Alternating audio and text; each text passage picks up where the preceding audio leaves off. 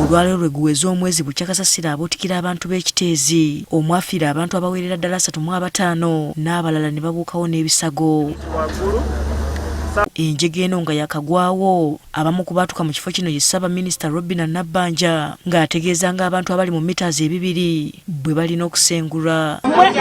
Mwe abakosebwa be bagambye eringi wano muveewo tubaze 200 meters tugise buffer zone oba security zone abo baveewo kubanga bamutaaveewo ne bwe banaba bagamba nti bakompactinga kiri ekitaka tomanya anything can do what can happen.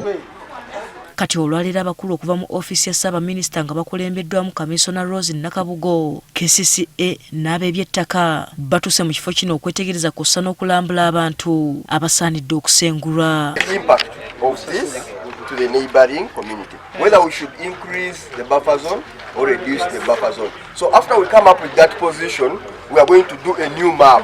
Abatuuze babuulidde abantu bano nga bo bwe batayagala kuva mu kitundu kino okuggyako kasasiro yaba abaviira. Saagala kuva wange n'abantu abamu naye kye tusaba n'abatuuze abasinga ng'oggyeko abatono abaagala okuvaawo ffe twagala kasasiro aseseetuze tusigaze emirembe gyaffe. Beemulugunyiza ku KCC obutasooka kubeebuuzaako nga bakola emirimu gyabwe. Abantu baffe bateese ne gavumenti oba ne KCCA bagambe nti nze njagala kukola ki kundirira kinira kino kyengenda okufuna baba bamugambe kino okusinzira ku mbeera eriwo kino kyekiriwo n'ensi kukeera ku makya nti vaawo okole kyogendera ffe kye tulwanirirako. Pasco Mugisha okuva mu KCC agamba kino ekikoleddwa kyakulaba nga baggalawo kampu eyateekebwa ku ssomero lya kiteezi kya Church of Uganda. So kati twagala okulaba nga bali campsite bona tubatta campsite tugijjawo buli omu afune w'abeera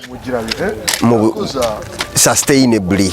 Ate bba batanazuula abantu baabwe bakukulumya olwa gavumenti okujja entamu kubayigga. Ebimotoka baabijjawo tebakyali ku byakusima abantu baffe baabivaako dda. Nsaba yenna kuba gavumenti